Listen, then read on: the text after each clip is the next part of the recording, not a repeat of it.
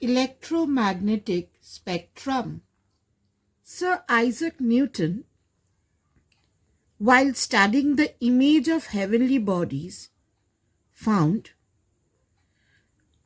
when light was coming from that heavenly bodies, he found that the image was colored at its edges. What he thought, he was seeing the image through telescope, and inside the telescope there are some lenses. He thought there must be some water particles or dust particles on the lens. He opened the telescope, cleaned the lens, and he saw the images once again. Again he watched the heavenly bodies, he viewed the heavenly bodies through his telescope. Again he saw the colored fringes round the heavenly bodies. Then what struck in his mind? That in the telescope there are lenses. And a lens can be considered as broken up into prisms. It may be considered as made up of small prisms. He concluded that the fault is not with the lens, but there is something happening in nature. And when white light is passing through the lens, it's breaking up into several colors. He said that it is not the fault of the lens, but there is something in the nature of white light itself, due to which the image is colored at its edges. To investigate it further, he performed another experiment with a prism. Newton allowed white light from the sun to enter a dark room through a small aperture in a window and placed a glass prism in the path of the light rays. The light coming out of the prism was received on a white screen. On the screen, a colored patch like a rainbow was found, which was termed as spectrum. Starting from the side of the base of the prism, the colors in the spectrum on the screen were in the following order: violet, indigo, blue, green, yellow, orange and red, which can easily be remembered by the word Vibgyor. In the spectrum, each color is mixed with the other color. There is no boundary line separating the colors. Different colors have different width on the spectrum. Now the question arose, is something present inside the prism which is coloring the white light? Does the prism have any coloring pigment which is coloring white light? Now in those days, today it might hear very funny, but in those days it was not. So an experiment was performed to prove that the prism was not coloring white light. Green color was passed through a prism, and the light which came out was green. So if the prism would have colored white light, it would have colored this light too. Since when green light was passed, only green light comes out. So it was confirmed that something was happening inside the prism which was breaking white light into 7 colors, and the prism itself was not coloring the light. Another experiment was performed to prove identical prisms were taken, made of the same material, same refractive index and the same angle of the prism, but they were taken in an inverted, one was erect, another was inverted. When white light entered to the first prism, it broke it up into 7 colors. The second prism deviated the colors in the reverse direction and white light came out. So it was proved that the prism was breaking white light into 7 colors. Now, what is the cause of this breaking of light, which phenomenon is known as dispersion? What is the cause of light breaking up into 7 colors? Now, if you take a prism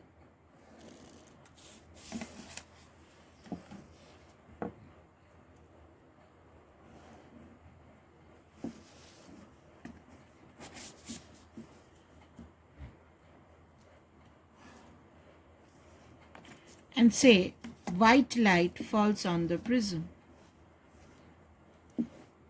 White light is a mixture of all the colors. It is a mixture of all the colors. Vibgyor color. Now say, this is the normal.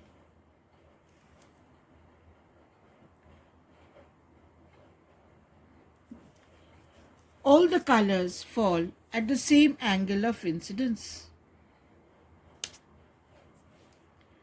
Now, refractive index of glass with respect to air is sin I by sin R. We also know refractive index is speed of light in air by speed of light in medium. In medium, red color has the maximum speed.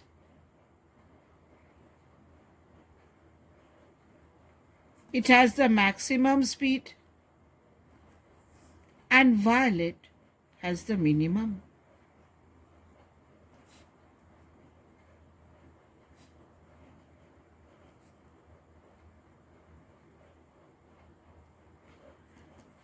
Therefore, refractive index for red is less because the denominator is more.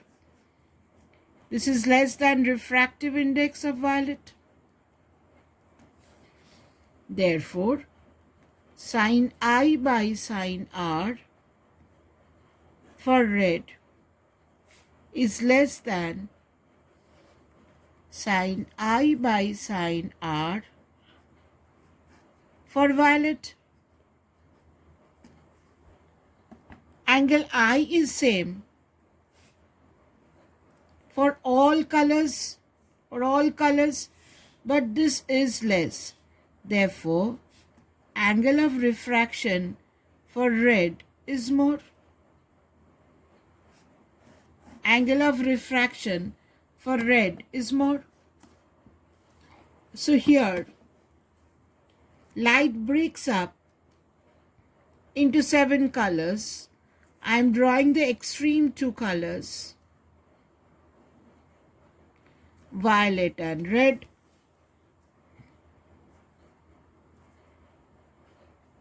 Which angle of refraction is more? This angle of refraction is more.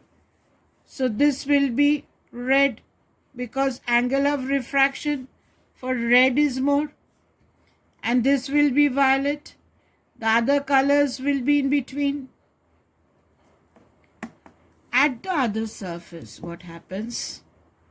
Again, if we draw the normal, here light will bend away from the normal.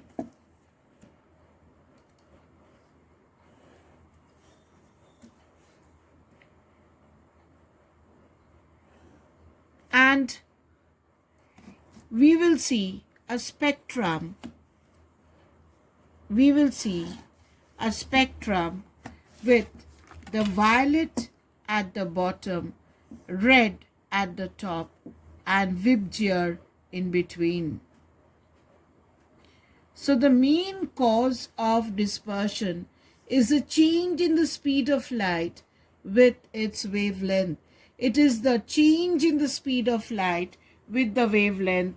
Red color has the maximum wavelength and it has the maximum speed in a medium. For this, mu is less and angle of refraction for red is more. We have limited ourselves to the spectrum which lies between red and violet region. This spectrum is the visible part. That is,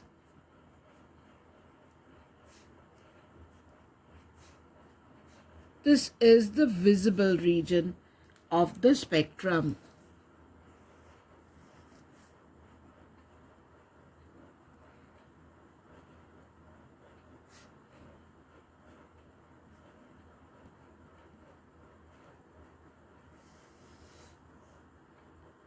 And it is only a very, very small part of the entire electromagnetic spectrum.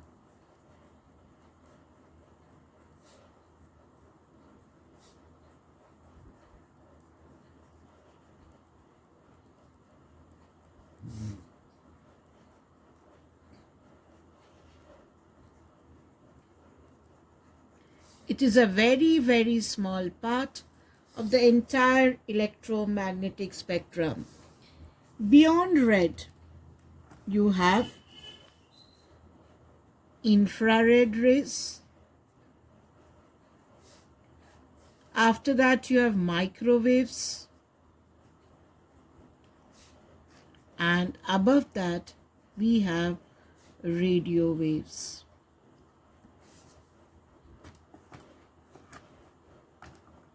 Beneath violet, we have ultraviolet, X-rays, and gamma rays.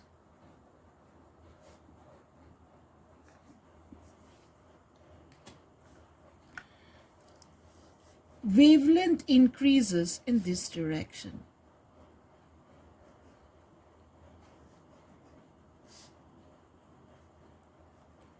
And as wavelength increases, frequency decreases. And as frequency decreases, energy decreases. So gamma has the maximum energy. Energy decreases along this region. We have to learn the invisible part of the spectrum also. Now violet has around about 7,000, it is about 4,800 angstrom, and red has about 7,800 angstrom. This is about 10 to the power 7 angstrom, and above 10 to the power 11 angstrom is radio waves. Below 100 angstrom you have X-rays, and below 0.1 angstrom you have gamma rays. 1 angstrom is 10 to the power minus 10 meters. So 4,800 angstrom to 7,800 angstrom.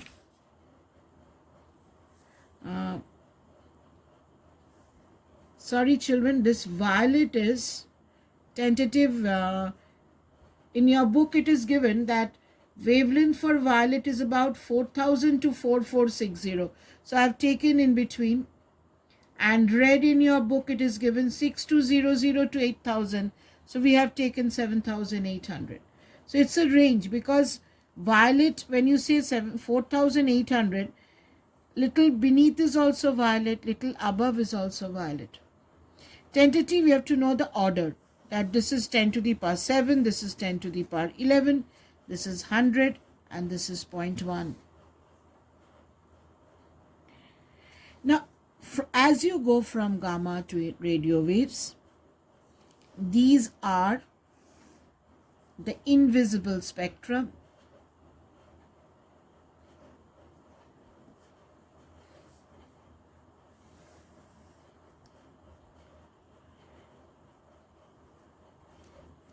What you have to know for the invisible spectrum is what are their sources, how do you detect them,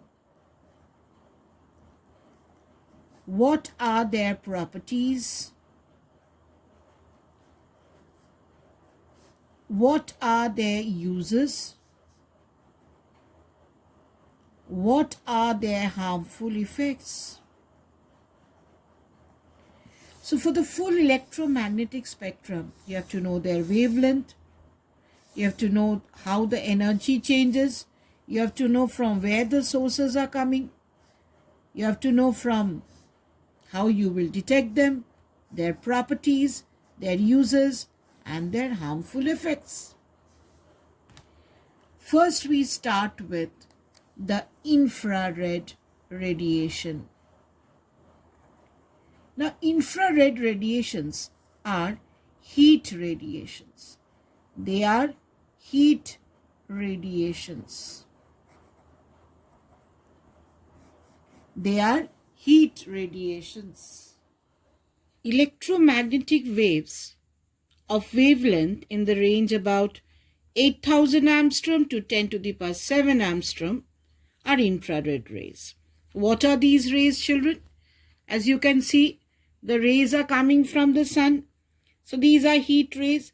So all heated bodies, such as heated iron ball, fire, any hot body is a natural source of infrared radiation. Even our body gives out heat radiations, which we call infrared radiation. Any body which gives out heat can be treated as a source of infrared radiation. How can we detect infrared radiations? Now, if a thermometer having its bulb blackened is moved from the violet end towards the red end, it is observed that there is a slow rise in temperature.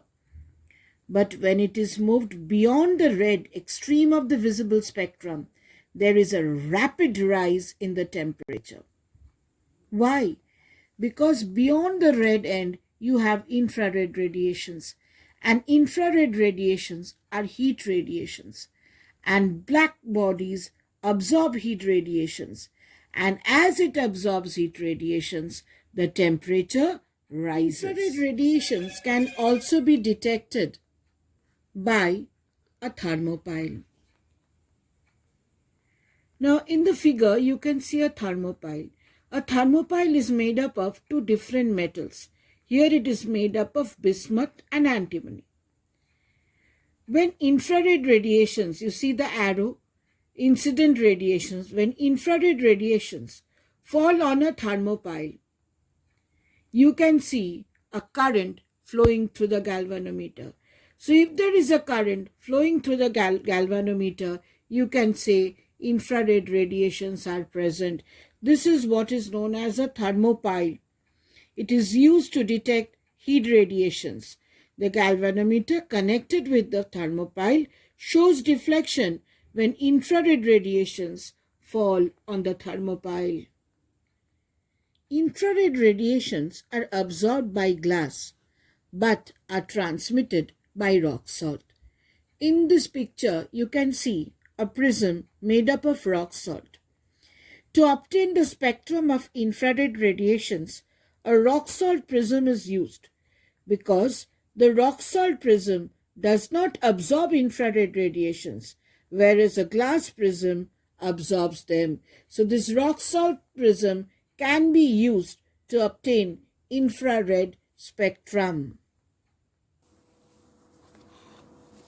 Infrared radiations have all the common properties, most of the common properties of electromagnetic radiations.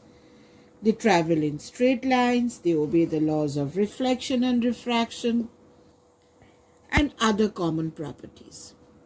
But they have certain special properties too. Now we have to learn those special properties of infrared rays that distinguishes it from the other radiations. Now if you see this picture, you will see that in mist, you can see a car coming with fog light. Most of y'all have this experience, especially when you go to hilly areas. Your cars use fog light to travel. Now, what are these fog lights? These fog lights are infrared lamps. Now, why do we use infrared lamps as fog lights? To understand this, we have to understand the phenomenon of scattering.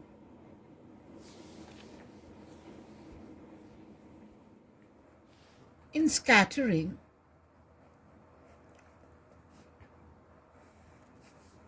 see, we have a dust particle.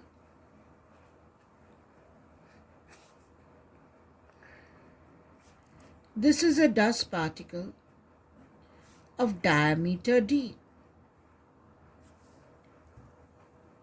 Incident wavelength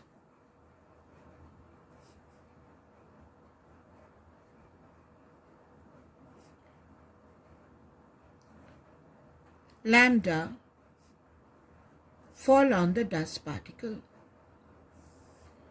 If the diameter of the dust particle is greater than the wavelength, this dust particle will first absorb this radiation and then re-radiate it in all directions.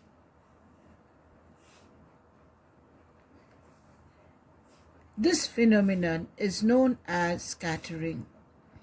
But for scattering, the basic phenomenon is the diameter of the dust particle should be greater than the wavelength of light. Now, have you ever thought of why washermen use ultramarine while washing clothes? Right? And you, while washing your clothes, you use ultramarine ujala. Now, why do we give blue only and not any other color? While washing white clothes, you do use ujala, right? Why blue? Why not red? Why not yellow? This is due to scattering of light.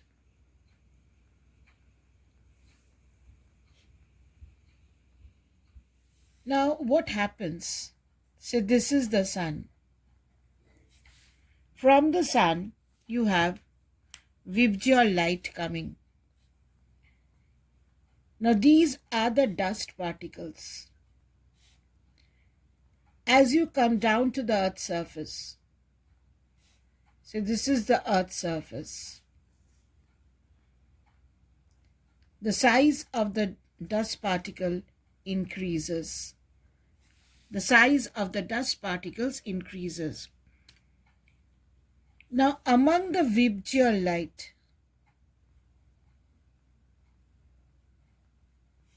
red has maximum wavelength and violet has minimum wavelength.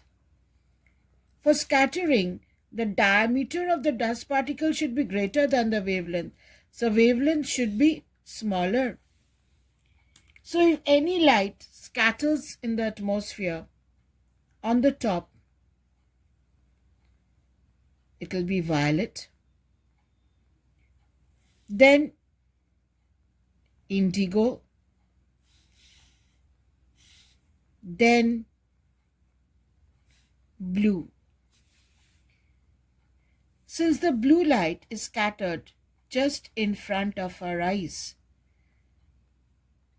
the sky appears beautiful blue. Since the blue light gets scattered in front of our eyes, violet gets scattered on top, indigo in the middle, and blue near our eyes. So the sky appears beautiful now. Blue. Any color. Say you have a red color rose. You have a red color rose.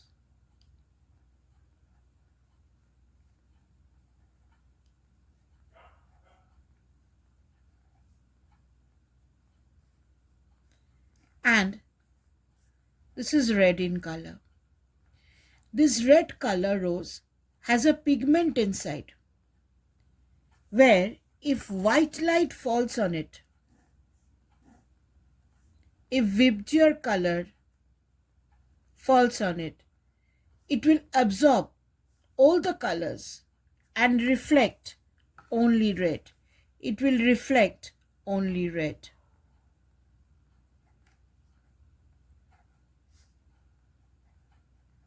It will reflect only red. So any colored objects has a pigment inside which reflects that color. So when we have a white color shirt,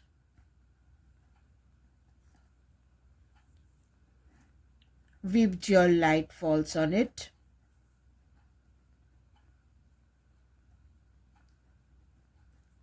And it will reflect all the colors to the same extent, the same intensity, and the shirt will appear white.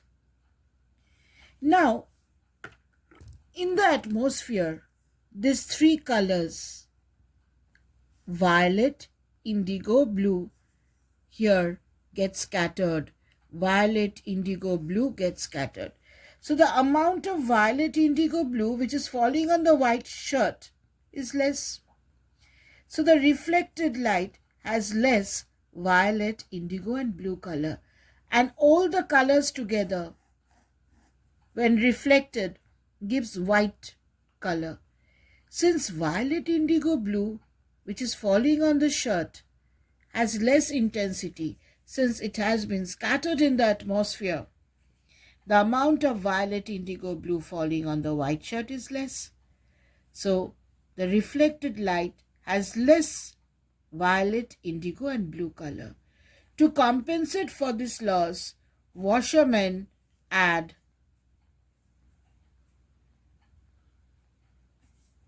ultramarine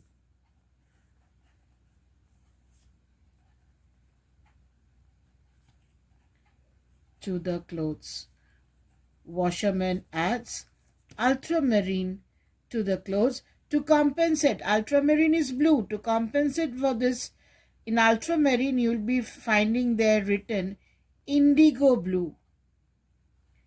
There you will be finding it written indigo blue. So this indigo blue compensate for the scattered violet, indigo and blue color. So the shirt appears white. Now,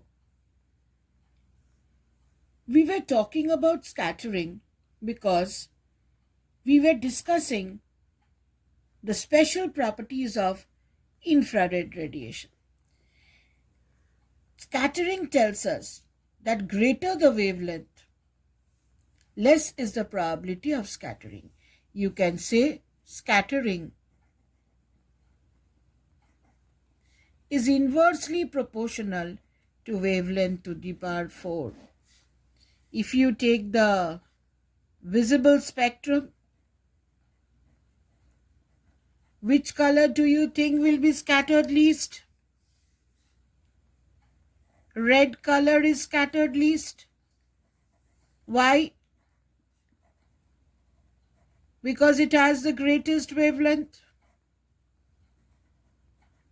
So it is very important to note that greater the wavelength, less is the scattering. Here the wavelength increases from violet to red. Red has the greatest wavelength and scattered least. It is for this reason danger signal is red. Danger signal is red because red color has the maximum wavelength, so it is scattered least. Since in the visible light the wavelength of red light is the longest, the light of red color is scattered least by the air molecules of the atmosphere, and therefore red color can penetrate to a longer distance without becoming weak. Thus, red light can be seen from the farthest distance as compared to the other colors having the same intensity. So what happens? The driver at a great distance can see that the signal is red and he can control the speed of his car.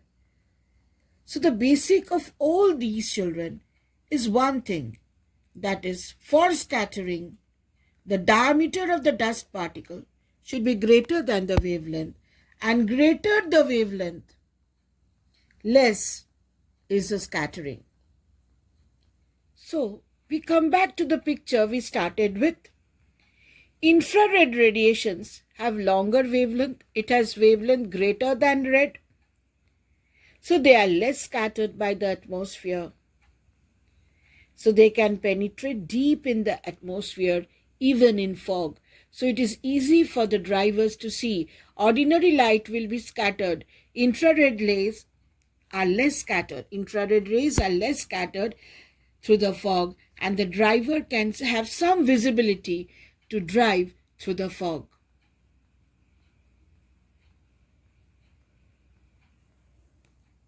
Infrared rays have another peculiar property. They do not affect the ordinary photographic film. It is for this reason you can see in the picture, infrared lamps are used in dark rooms for developing photographs. Why? Because they provide some visibility without affecting the photographic film chemically. That means it provides some visibility, and at the same time it will not affect the photographic films chemically, and therefore your photographs won't be radiations affected. Are used in remote control of television and other gadgets. So when you switch on and off your TV, from your remote comes out infrared radiation. Ordinary visible light is scattered by haze, but infrared radiation can penetrate through the haze without being scattered. Therefore, these can be used as signals on distant objects obscured by atmospheric haze. Also, infrared radiation enables sharpshooters to see their targets in total darkness. Thus, they are used in signals during war, as they are not visible and they are not absorbed much in the medium. Many a times, infrared radiations are used to destroy enemy planes. When enemy planes move, then from the enemy plane comes out infrared radiations. Missiles are targeted to the enemy plane. On the top of the missile is attached an infrared detector. Now, these infrared detectors guide the missiles to the enemy plane and ultimately hit the enemy plane, destroying it.